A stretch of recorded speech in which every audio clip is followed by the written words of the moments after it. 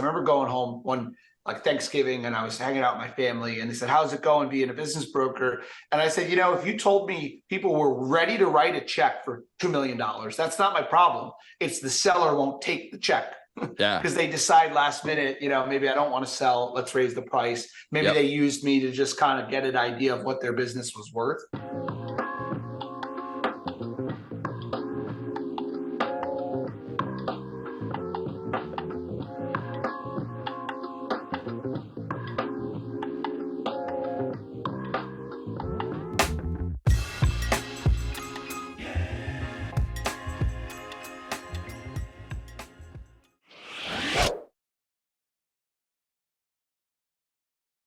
All right, what's up, everyone? Thanks for dropping into another episode here on the Path to Freedom podcast. Today, I'm joined by Dan Klaps. Dan is currently the co-founder and CEO of Vota Cleaning and Restoration, an up-and-coming franchise brand. And Dan's got a long history of working in the franchise industry, so a lot of experience leading up to the point where, he's now on the franchisor side, leading the charge with building a new brand. So with all of that, Dan, thanks so much for being here, man. Yeah, Wes, I appreciate you having me. I'm a listener, so I've listened to probably 12 or 13 of your podcast episodes. So I'm excited now get to chat with you. Yeah, man, likewise. And I appreciate you listening. And we should tell people too, you do a podcast as well, co-host a podcast. So I think that's the Franchise Founders podcast.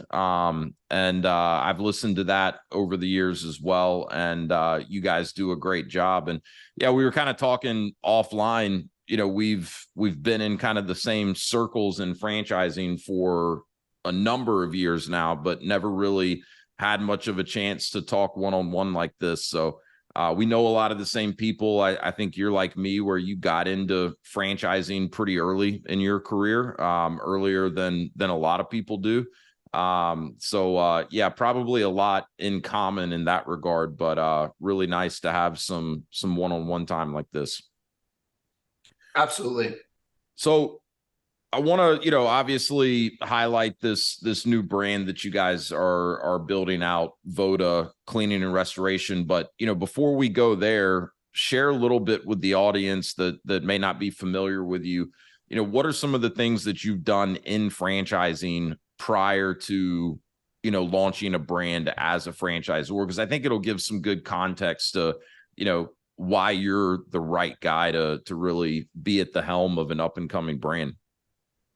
Yeah, absolutely. As most people don't go to college or think in high school they're going to be in franchising. No. I always like to think about, I wonder where my life will be 10 years from now, because even 2 years ago, if you told me that I was the CEO of a restoration company nationally, I would laugh at you. That it seems so far-fetched. But the journey here has been because of franchising. I've been in the space 10 years. Yep. And, never really looked, I've only known this industry. I got in like pretty much out of college age. And so I love it. I don't know anything else to compare it to. So friends of mine sometimes joke around with me in other industries about how everyone here knows each other, but I love it. Yeah, it is. It's a very tight-knit community. And, most people did kind of fall into it backwards. It wasn't what they set out, wanting to do, because it's not really talked about. Like, I went to business school, and I don't think the word franchise was ever mentioned in business school, but once people get into it, they do usually stay, and it is such a tight-knit community, and everyone kind of knows each other. But it's also always been really interesting to me how people are willing to collaborate and help each other, even though, technically you may be helping a competitor, right? Like, you guys are out there selling restoration franchises. Like, there's a lot of other brands out there that are competing for the same type of franchisee. So, you could view all of those brands as competitors of yours, and in a sense they are. But, I would imagine you've spent a lot of time talking to other founders and CEOs of brands and learning from them. And, they're willing to share advice and maybe resources and vice versa. So it's always been really interesting to me. And you know, I think you're a really good example of how franchising can open so many different types of doors. Because I mean, my wife and I talk about this all the time, where we're like, I mean, look at where we were 5 years ago. You know, we were just getting into our first franchise as franchisees. I'd been in franchising for a while at that point, but you know, now we own 2 brands, and I have a consulting business. And you know, it is fun to think about, you know, what the next 5 to 10 years will hold, because I think there's a lot of opportunity for almost exponential growth, you know, when you're in an industry like franchising. So what was it that got you started in franchising? Like, what was your first kind of foray into franchising? Yeah, absolutely. Sorry if you heard a little phone ring. I just put my phone on Oh, do you're not good. disturb. I didn't even hear it. Yeah, so I got my start in business. I always knew I wanted to be an entrepreneur. I was the kid selling baseball cards, lacrosse balls, lemonade stand. I may or may not have sold some bourbon out of the basement, thinking my dad forgot about it. Yeah. It was actually a special occasion. But anything I could turn money, nothing into money, or fascinated me. I remember when I was like maybe like 14. I think that's the age you're allowed to work, 14 or 15. I was working at the YMCA as a swim instructor, and I made consistent money there. But when I made money out of nothing, like out of air, even if it took double the time, I was fascinated by that. Yeah. You know what I mean? You're Yeah, probably the totally. same way. Yeah, totally. It's like you're creating the money or the income versus showing up to do something that you knew ahead of time was going to get you X amount of money. It's a different mindset, I think.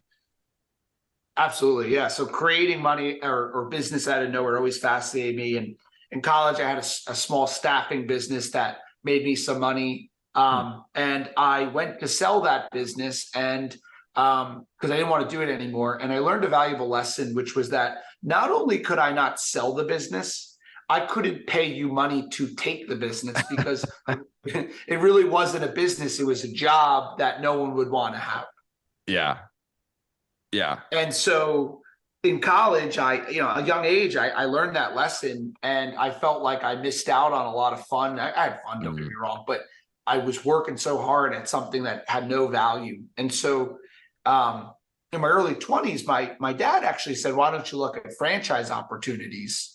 And, you know, I thought that was interesting. And so I started looking at opportunities. I looked at home services because when I was 18, I sold Kirby vacuum cleaners for a bit. Okay. Yeah.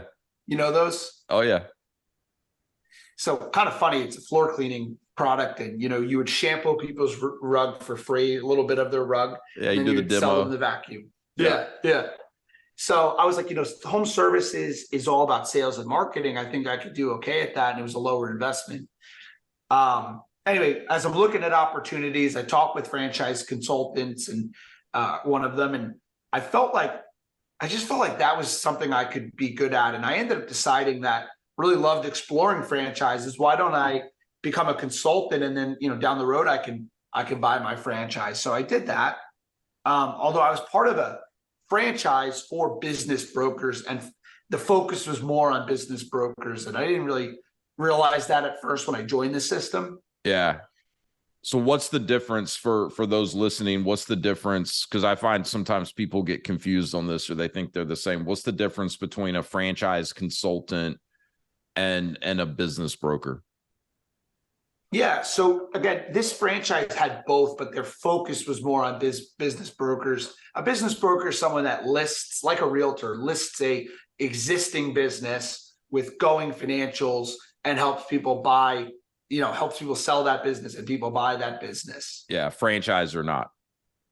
Franchise or not. But what happened was, for whatever reason, in New Jersey, where I'm from, I somehow became the resale guy. So I was listing a Retro Fitness, a Dunkin' Donuts. And what happened was, I would have a buyer look at a resale opportunity for a franchise, not be able to buy it because something wouldn't work out. Yeah. And I would say, well, maybe you should look at a new franchise with this brand, a new territory. Yep. And I quickly realized that this is my opinion, I know it's not fact, but I believe 90% of the time buying a new franchise territory is a much better investment long-term than a resale. I totally agree. And I have to have that conversation fairly often with people that I'm working with, because, you know, you get people that come to the table and they want an existing business. And it makes sense, right? Because what people are looking for is cash flow. They're looking for more certainty. I think, you know, what scares most people when it comes to the idea of going into business for themselves is not the long-term viability of it. It's the ramp up. And can I survive the ramp up? Can I get this thing to the point where, you know, it's generating income? And especially if the prospect of leaving a job with income and benefits and going into something brand new and then, you know, starting at zero and trying to build it back up, I think that's the roadblock that stops so many people. So you get a lot of people that think, hey, well, why don't I just get into something existing? And look, people do buy and sell businesses all the time, and there's going to be great resell opportunities out there with franchises, but you know, there's also a lot of resell opportunities that are garbage, you know, and you're probably going to overpay for what you're getting, and you're going to almost have to dig out of a hole that the previous owners created. Whereas, you know, if you come in, start something from scratch in terms of a new franchise, you get to build it your way from day one instead of having to go back and potentially fix things. So I agree. You know, there's certainly going to be instances where it makes sense, but it's a lot harder to find the right deal, for sure. Yeah, I mean, it's what I learned about buying a business too. You know, everything you said, plus the landlord and the business. The landlord would stop the deal, Yeah. and the lawyer of the landlord, and then you know, I would find that the seller actually. I'll never forget this. I remember going home one like Thanksgiving, and I was hanging out with my family, and they said, how's it going being a business broker? And I said, you know, if you told me people were ready to write a check for $2 million, that's not my problem. It's the seller won't take the check. Yeah. Because they decide last minute, you know, maybe I don't want to sell, let's raise the price. Maybe they used me to just kind of get an idea of what their business was worth. Yeah. Everyone thinks their business is worth more than it really is, or most business owners do. I'm the testament to it. My business was worth zero, and I couldn't even pay anyone. So with that franchise system, they were great. And through their, as a part of their system, you had a membership to a broker network, franchise consultant network. Yeah. And so over time, I started to feel like I really wanted to focus on what I originally thought was franchise consulting was more of a fit for me. And so I started doing that. And I was successful. Two things happened. One, I looked in the mirror and realized you're doing the same thing. If you're not on the phone, you don't have any business. And I really wanted to build something I could scale. Yep. And two, quite frankly, I was in my early 20s, and not that it was an uphill battle, not having the life experience. Yeah. And I always try to go downstream when I can. I like things to be, not that I don't want to work hard, but I want to go with the current, not against it. So sure. I decided that, you know, maybe it was time to look at something else. And at that time, really lead generation is a skill of mine, running call centers and building out sales and marketing machines. And my previous partner at that time was thinking about starting a lead generation business. And so I'll never forget the franchise. The one thing they didn't do, they're a great organization, but the franchise I was a part of, they didn't do any lead gen. Mm-hmm.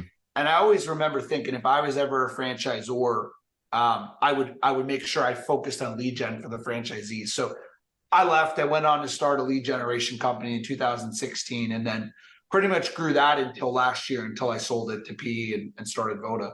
Yeah. Yeah. So, I mean, a lot of, I think, kind of diverse experience that's put you now in the position to really know what you need to do as a franchisor. I mean, you've been a franchisee, you know, as a consultant and even a business broker, and then with your lead generation company, you know, I know you worked with a lot of different franchisors. And so, you know, kind of like me, you get to really, you know, see behind the curtain of how a lot of these franchisors operate, you know, and we hear a lot of feedback in terms of, how the franchisees with all of these different brands are doing and the type of support and stuff. So I think you can learn a lot from that, a lot, what to do. Like with your example of, hey, if I were ever to be a franchisor, like I'm going to help my franchisees with lead generation. You also learn a lot of what not to do, right? What franchisees are not going to appreciate. So that kind of brings us to this year. You exited your lead generation company and call center, and did you know going into that you wanted to become a franchisor next, or when did you kind of figure out that was the direction that you wanted to go in? Yeah. Well, the lead generation business for 7 years, my entire focus every single day was how to make more leads from every type of way you could think of, whether that was Google, Facebook, call center, LinkedIn, email, anything you could think of. I've been to every lead gen conference. I've watched every Russell Brunson, video, and he's got a new book out. That I haven't read that yet, but I'll add it to my supposedly my it's his last secret that he's been holding out from everyone all of these years, the last one. And then he's done. He's done, I guess.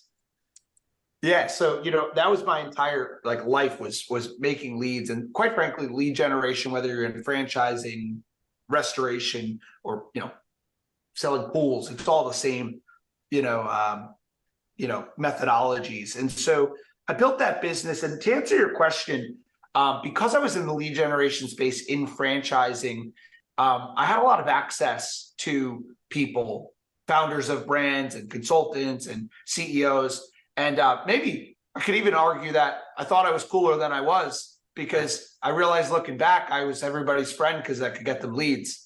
Yeah, it's a good friend to have. No, I'm just kidding. But, there was a lot of conferences, and I was fortunate to be involved with someone, my previous partner, very successful in franchising, who had a lot of access to information. And so I was just, over my entire 20s, I would hear about a brand growing too quickly. I'd hear about them not hiring the right COO. I'd hear about, everything you could think of about franchisors making a mistake. And so for almost 10 years, I've been in this space, and I was collecting all that information. Yes, I think everybody dreams of being a franchisor when you see these giant companies, but I don't think it was like this, I'm going to do that. It was more of like a pipe dream type of idea. Yeah. And really what happened was I exited my previous business. And in a lot of ways, because we had so many product offerings, in a lot of ways, I kind of sold myself out of my core competency, meaning I sold my business, but then all of a sudden, really because of, obviously restrictive covenants. Yeah. I couldn't do what I did in the past, which I totally get, but I put myself in a position of what's next? I got to branch out. And that's how being a franchisor kind of happened, to be candid. So then how did you land on restoration as the industry that you wanted to go into? Well, I realized I wanted to be a franchisor. And first thing was, I felt like I knew what to do it different than anyone else. But I also quickly, humbly realized I didn't know anything about being a franchisor from a practical day-to-day standpoint. I knew theory and what I learned, but that's not the same.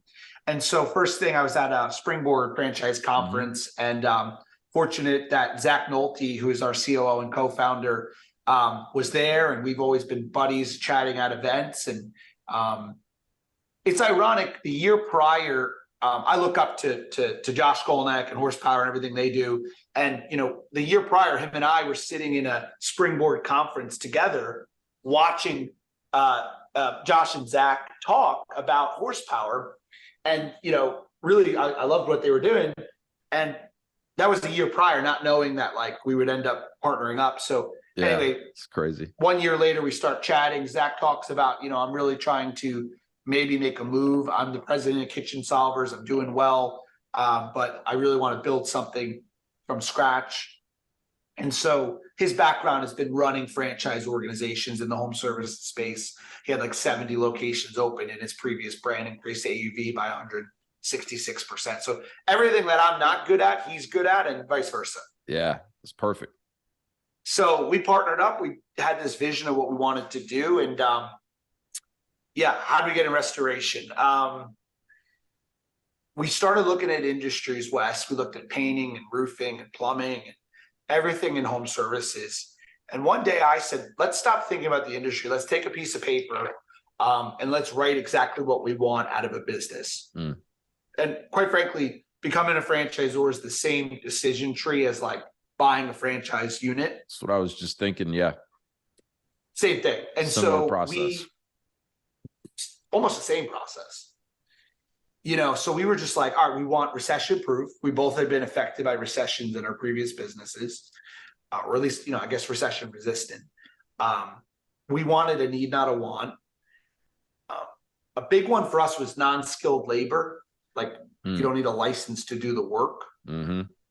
Those two things, if you want a need, not a want, and non-licensed labor, you've ruled out almost everything. Yeah. Restoration just kind of screamed out at us. And we loved it. It was a growing industry. I actually was fortunate. I've awarded probably, or not me awarded, but I was on the consultant side. I probably sold 70 restoration units through my previous company. So I called up previous people who worked with me and I asked them. And when I called people who bought other businesses and I called people who bought restoration was the most consistent. Like, this is going great, Dan. Yeah. It's been one of the most consistent industries, for probably the last 30, 40 years, and definitely, far less volatile, to what's going on in the economy and recession or not, and 100% needs driven. Yeah. And again, not something you first think of. I'm now a total geek with restoration. I was at the gym this morning, listening to my restoration podcast. No one wakes up excited about it. But what I will tell you, we like that it was a growing industry. We like that there's 14,000 water incidences a day in America, not just hurricanes, but like pipes breaking and toilets overflowing. The only thing we didn't like about restoration was one thing. Unless I come to your house and sneak a hose through your window and like start flooding it, I can't persuade you to dry your house if it's not wet. Yeah. Or your business. Yeah. And so we didn't like that if there is a week or two or month where there's no weather events or, flooding events or pipes breaking, etc., there's no business. Yeah. There's no lever that you can pull on to open the faucet up to drive more business. It is reliant on the event happening and creating that need. I like your choice of faucet. Yeah. You see what I did there?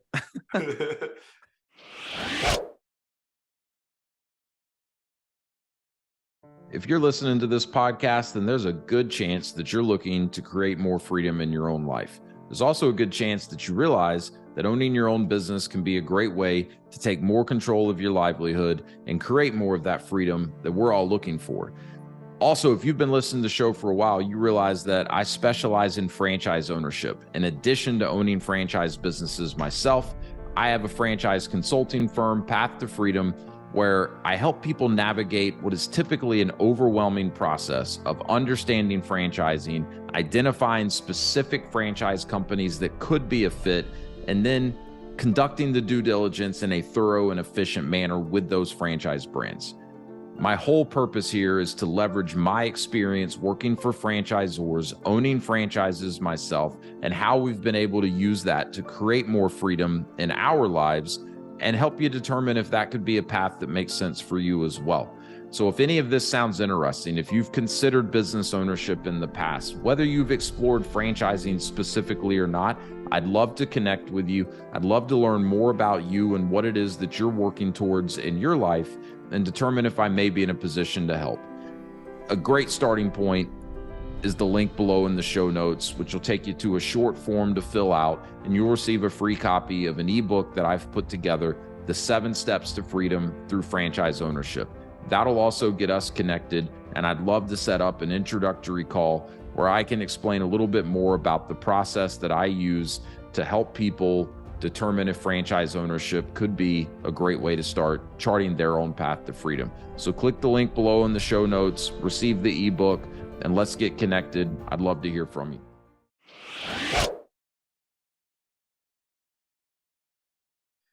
Yes, right. Whereas so what we found was when we found Vota, it's a really cool story, man. I was looking at business. We took to like 100 restoration companies, and I got referred to this gentleman in Northern Virginia. His name is Dragon. He's from Serbia. And someone said, you got to go meet Dragon. So I live in New York City. I said, let me take my car. I'll drive down, 4 hours drive, give or take. We'll have lunch. I'll see the facility, and I'll shoot back the same day, like in and out. And quite frankly, I really wasn't thinking anything of it. I was meeting a lot of people, kind of just uncovering stones. So I drive down, and I'll never forget, I almost didn't drive down because it was like a lot of different businesses. But I was on the phone with Dragon, and he said something. He was doing something that didn't sound like it was a great thing, but he was just so positive. Like he was going through something, and he just very positive attitude, which was refreshing. And so we meet, we have lunch. And have you ever seen the movie The Founder with Michael Keaton? Oh, yeah. Yeah. You know the scene where he like has dinner with them early in, and then the next day he's outside like a crazy guy in front of their car? Yeah. Franchise. That was me. You? I went to lunch. I saw the facility. I didn't go home. We went to dinner. I was like, dude, this is an amazing business. I think we could take this nationally. So what was it that got you so excited after seeing the facility, learning a little bit more about how he was running his restoration business? Yeah, 3 things. One, the systems. They had every single number dialed in, scoreboards and analytics and procedures on whiteboards. You know, every truck wouldn't go out until it was checked every day, oil checked, tire checked. And I said, why do you do that? They have to really check the tires every day. He said it teaches discipline. They have to do this, and this, and this, and this. When they go to the home, they do this, this, this, and this. And so structure. Number 2, I saw a team of people who, like, when the day was over, a lot of times home service, they run out of there. These guys wanted to be there. They loved the company, the culture. And then reviews. I remember one night being up till late at night, reading reviews. There's 2,000 of them. They're all the same review, you know, like excellent service, 5 stars. And quite frankly, the story, Dragon moving here from Serbia, you know, I don't think I fully appreciated what that means until I started to think about, imagine you or I moving to Serbia. Yeah. We don't speak the language and starting a business. Yeah. It's nuts. It's nuts. I mean, you got to have massive amount of respect for people that have done that and had any level of success. So he was just running this in Northern Virginia when you met him? Was he thinking about franchising? Was he looking to sell the business? Like, how did that come about in terms of, you know, you guys, I assume, reaching an agreement where, you know, he still runs his business in Northern Virginia? Is he still involved, or what does that look like?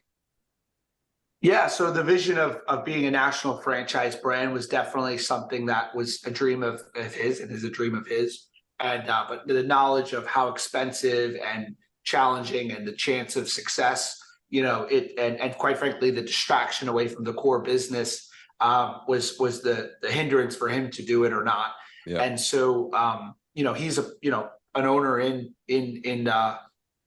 Vota corporate with us. After he made the acquisition, he's still involved, and an amazing founder, advisor, you know, anticipate curveballs. I mean, he's done it for 14 years. Yeah. And so he really thrives, and his superpower is training. So my team is able to not only award the franchises and do everything related to getting them open and successful, but when it comes to training, he can do the one thing he's best at and loves doing all day long. Instead of doing 10 other things, he does one thing, which is what he's best at and what he loves doing. So I try to do that with everybody on the team. So it sounds to me that, you know, the 3 partners, you know, at the top of Vota, you guys really complement each other really well, because you've got you and you know, Nolte, who's, you know, run a bunch of franchise brands and managed locations. So maybe on the operational side and driving revenue growth and performance for franchisees. That's kind of his forte. You're more of the visionary, growing the brand. And then you've got the original founder who's the industry expert. Superpower is training, got the procedures and processes already in place. I mean, that right there is such a good combination, and in my opinion, de-risks, never going to entirely de-risk any business opportunity, but greatly de-risks, what most people would usually view as a pretty risky proposition to invest early in an emerging franchise brand. And, you mentioned Horsepower before, very similar to their playbook, right? Go find a business in an industry that, we see opportunity in. Go find a business that's doing it right, that's got a good foundation that, we can plug into. And for, Dragon, the founder, smart of him, in my opinion, to partner with guys like you that have the franchise experience, because it is very difficult for anyone that's not ever been involved in franchising to successfully franchise their business. It's a very hard transition for most people to make from going to being the owner, where you may know everything there is to know about that business and have, all of your processes in place, but there's still a lot that you don't know when it comes to franchising. So just wanted to point that out. I mean, to me, that's one of the biggest things I look at any emerging brand that comes across my desk is, who's the leadership team? What's their background? Then I love it when I see, experienced franchise people, but also, someone that's an industry expert, kind of partnered together. No, yeah, I appreciate that. One of the things that I learned, I have a lot of respect for the PE firm that bought our previous business. And I remember thinking, like, how do these guys come in and run businesses they know nothing about? And what I learned because I did work there for a few months as part of my transition, what I learned was they bring in really smart people and they tie them to the business profitability and potential exit in the future. And then they also bring in a person, like I was running, I was looking at I was like the controller, I was the sales manager, I was this and the operations. They bring in one person to be the controller, one person to manage sales. And so I took that methodology when Zach and I were, structuring Vota. We created an org chart that we have currently a year ago. And what we've really done is we've decentralized command. So you've got Zach, who's leads operations. You've got Dragon, who's the founder and the strategy and really great advisor, and then and head trainer. And then you've got our CMO, Christian Betancourt, who came from Anytime Fitness. I was managing like a $50 million a year ad budget for franchisees. And so, he was at a stage in his career where, he's done well, but he hasn't done his thing. Mm-hmm. Right. So me, Zach, and him all had to risk, leave other opportunities, jump into this. And so they all had, those guys, as well as our franchise development director, Steve Miller, are all, have equity in our organization. And so we all have, it's really a company that's run by 4 people on the leadership team. And I actually have no real department that I make some call that's like, I don't believe in a makeshift leadership team. In other words, if I have a COO and a CMO, I can't then start pulling strings behind the scenes, So yeah, we're big on, like, if it's marketing, veto power goes to the CMO, and if it's ops and development, etc. Yeah, I think that's smart, and it's cool to hear that you guys were putting so much thought into the org chart, a year ago, because let's give the listeners a little context, right? So we're recording this in late October 23. When did you guys launch the franchise business? When did you guys start offering franchises for Vota? Yeah, so we acquired Vota in February. We rebranded to Vota in March, and we can talk about that in March. Started franchising in April, but we didn't start getting candidates until really July. because it took some time to get some, traction. Sure. As of today, we're at 22 territories, 14 franchise owners, and we'll be at 30 units into next week. And yes, to your point, it's because the leadership team is there already. Yeah, that's huge. Congrats on the early success. I mean, it's tough to get off to that good of a start. And I know we were talking, offline that, you feel like you've got some really strong franchisees, in the mix early, which is obviously critical. So, I'm being conscious of the time, and I want to make sure that, listeners get a sense of, what the Vota business actually is. And, look, one of the elephants in the room for anyone listening that knows much about franchising, and you've already kind of pointed out that, restoration is a great industry for all of these different reasons. There's also quite a few very large, very established companies in the restoration space. Some of them are franchises, a lot of them are franchises. So, and I think you've alluded to this once or twice, when you were talking about the one of the problems with restoration is you can't do anything to drive more business. You're kind of waiting on the need to arise and them to come to you. So I'm curious, does that play into maybe how you guys are doing things a little bit differently? I'm thinking about the name, cleaning and restoration. So, how are you guys, I guess, differentiating yourselves in the market compared to, some of the other big restoration companies that are out there and have been around for a long time? Yeah, absolutely. And it's a great question because a lot of people ask it when they're looking at Vota. The first thing I'll say is, just on that org chart, after we built that team, we went out and we started bringing in the brightest minds in restoration. So our VP of operations, he was part of Advantic Clean and Service Master Corporate. Our success coach, who used to work with him, was part of other large restoration brands and 20 years in restoration. And we continue to recruit more and more restoration people. I don't know a brand that has 9 people on the support team with 14 franchise owners. In a lot of ways, we're the waiter that keeps coming to your table too many times asking if you're okay, and you're like, dude, let me have my dinner. And we'll continue to do that. But we invested several millions of dollars into the infrastructure to make sure we could support the anticipated rapid growth that we're seeing. But what really makes Vota different was, to my point earlier, was the only thing Zach and I didn't like about restoration was the fact that if there's no business, there's no business. And what we loved about Vota was that we do cleaning and restoration, which cleaning meaning floor cleaning, which is carpet, tile, upholstery, and air duct cleaning is all within that cleaning category.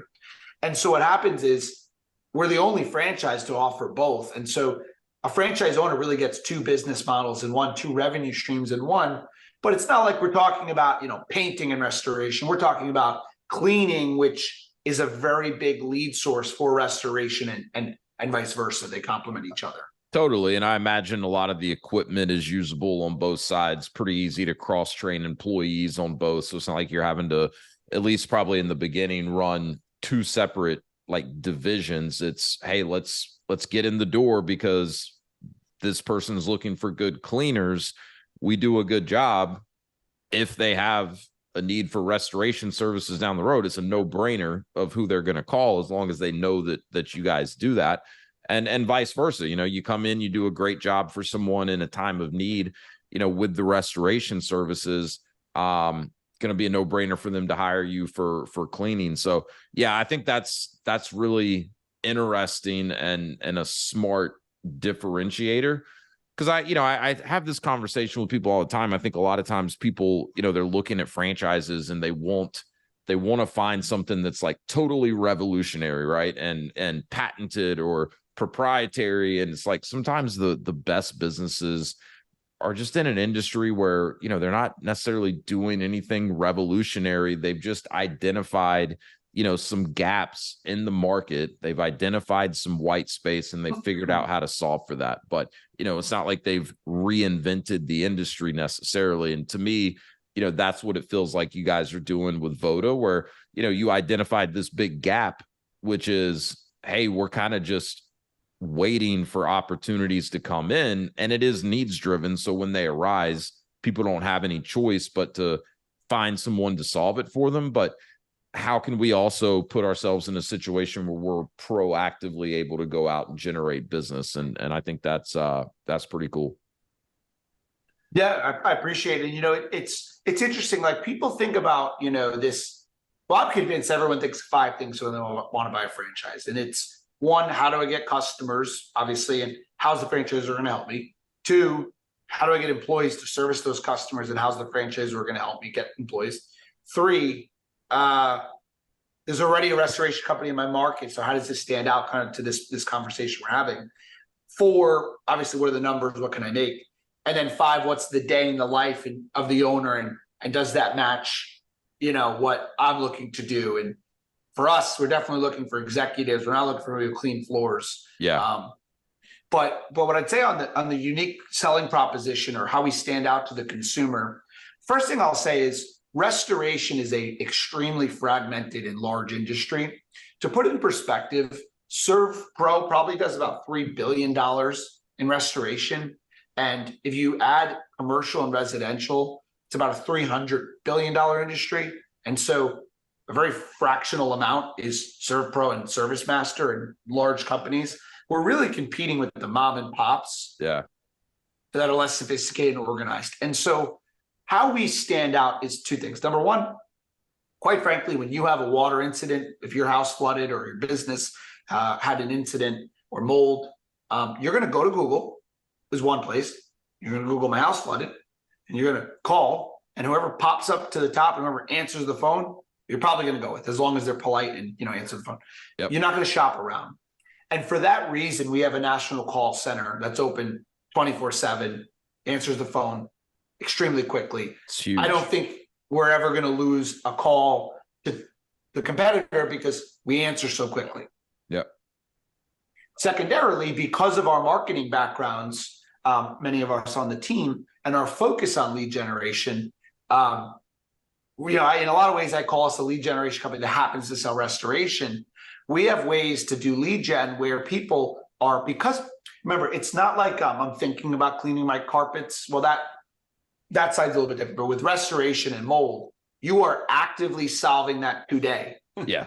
There's no waiting around thinking about it. No. And so because of the way we do lead generation, we have people coming in that actually are a lead. They're not a click. They're not a website visit. They are a lead that we paid maybe a little more money for, but we make so much revenue on the job that it's okay that your acquisition cost is a little higher through paid media. Yep. And so lead generation is a focus for us. The call center is a focus. And then take it a few steps further. We do all the bookkeeping for our franchise owners. They get a clean P&L every month. Good. We have data, and the only reason we do that, as much as it helps our franchise owners. I hate doing my books. I don't think you want to do your books. It's not a good use of sales their time. People. No, right? They should be out selling, and so yeah, we do the bookkeeping. But the reason we do it is that data feeds into our analytics platform, which is called Scoreboard, because everything we do is a football analogy, and Scoreboard is honestly everything we do is an analogy to football some way or another. I love it. So anyway, finish what I'm saying is that we do the lead gen, we do the call center, we do the bookkeeping and the analytics, all of that, so we can train and support as much as possible by able to see metrics. Yeah, I mean, out of the 2 franchises we own, one of the brands does a really good job of giving us consistent benchmarks, right? And it's because we all have the same bookkeeping process, right? And so we have very, very clear data that we can look at any given time to say, hey, this is where we stack up in this metric, right? And this is where we've got opportunity to get better, right? I could look at it and say, hey, looks like my labor cost is 5% higher than it should be. Here's a list of the owners that really have that dialed in their business. Maybe I give them a call and pick their brain a little bit to see what they're doing to keep their labor cost at a lower percentage.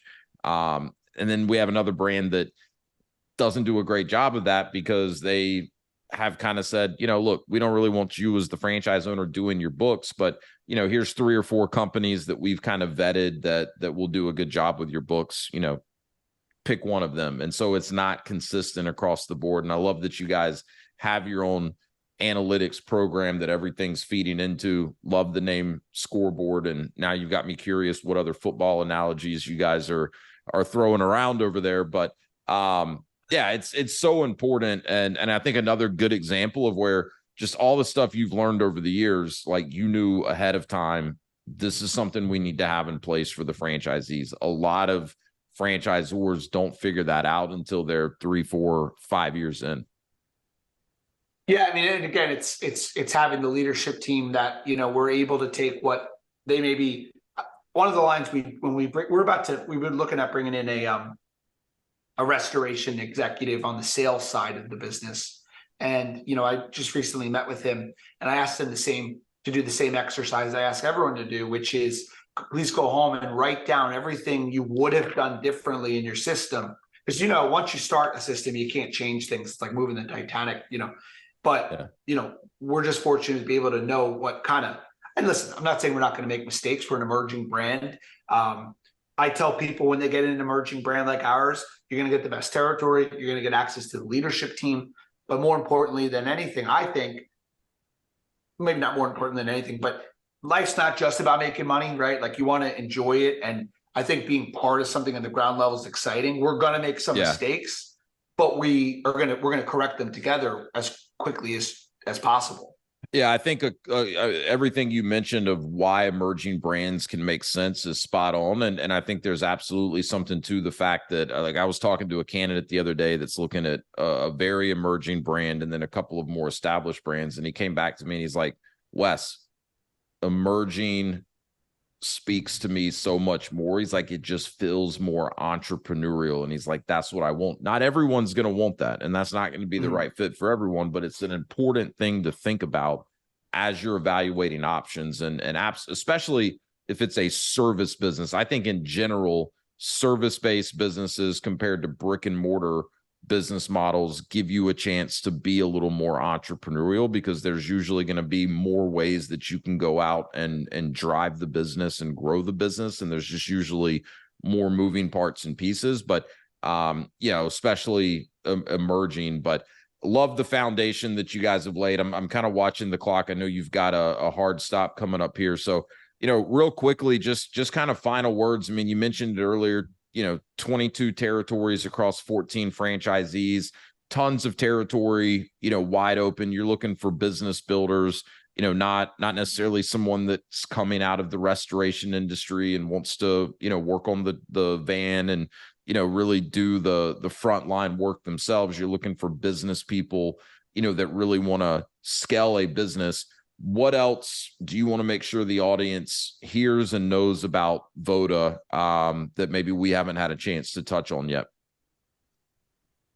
Yeah, I appreciate the question. I think that, if you're listening to this podcast and you're a fan of Wes's, like it never hurts to look at brands. You might uncover something. I tell people all the time, you can look at a brand and you might learn what you don't want, and that's fine. And then you'll know what you do want. Totally. I'm probably the worst salesman in the world at saying this, but what I tell people, and I mean it, is if you're not going to look at Vota, then look at restoration, like the industry itself, whether it's a more established brand or something emerging. I don't think you can go wrong in any home service space, but especially a need-based like restoration or other verticals like it. Don't get caught up in, I'll say this. I live in New York City, and I live in an area where everyone's either a banker or private equity or lawyer. And I run around in the Vota Polo all the time. Don't get caught up in this idea of like, it's not sexy. You're not in the business anyway. And growing a team is sexy. Making money is sexy. Selling can be sexy. So, it's an executive model, home services. Don't think like you're going to be, moving paintbrushes around houses or something. Yeah, that's such good advice. And like, I feel so fortunate that, that I learned that early on and took that type of advice to heart. Because I mean, the franchises we own are home service too, and I grew up in home service franchising the brands I've worked for all in that space, and never in my life did I think we would own these types of businesses. But it's been amazing for us, and it's changed our life in a huge way. And really appreciate what you guys are doing with Vota to create opportunities for other aspiring entrepreneurs to build something for themselves. So we'll put links to Dan's LinkedIn, Vota's website, anything else that you want to point people towards. All of that will be in the show notes for people to check out. So with that, Dan Klaps, thank you so much, man. Keep up the great work, and appreciate you dropping in here on the Path to Freedom podcast. Thanks again, Wes.